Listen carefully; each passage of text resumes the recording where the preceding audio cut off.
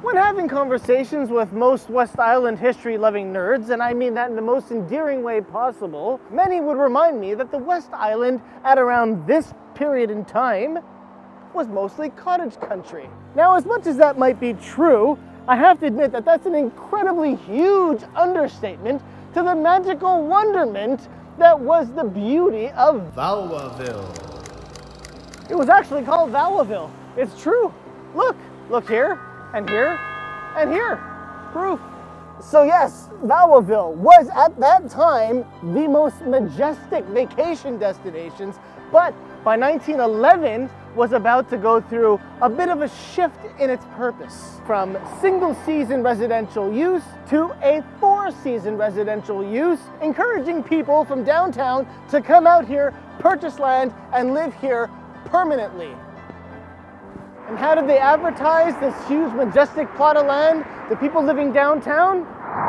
Well, that's the juicy part. For example, here's an ad from 1913.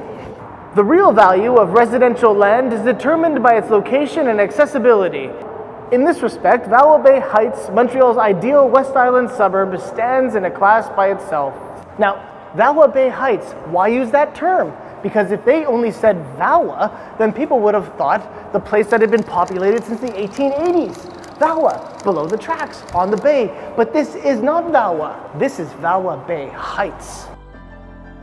The real estate company who was doing all these advertisements was Milroy and Milroy. They were advertising ad nauseum in the Gazette, in the Star, and Le Pays, all starting around 1911. It was quoted in Le Pays that Milroy and Milroy has one of the most beautiful residential territories in the Montreal region. And that's right, they're talking about Valbay Heights. The first advertisement I was able to find from Milroy and Milroy was on September 2nd, 1911, and it was a hefty one too. Opening announcement. We are pleased to announce our opening sale of Valbay Heights. Whether you buy to build or merely for speculation, this property has no equal. We can prove this statement. We offer you an unusual opportunity. Will you let us explain it fully? It is our intention to fully improve this property by constructing beautiful avenues and planting hundreds of trees. When all improvements are complete, lots will double in value.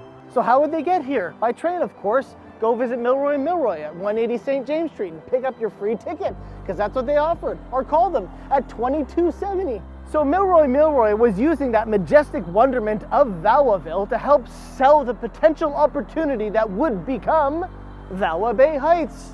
The question I have for you is, did this pitch work?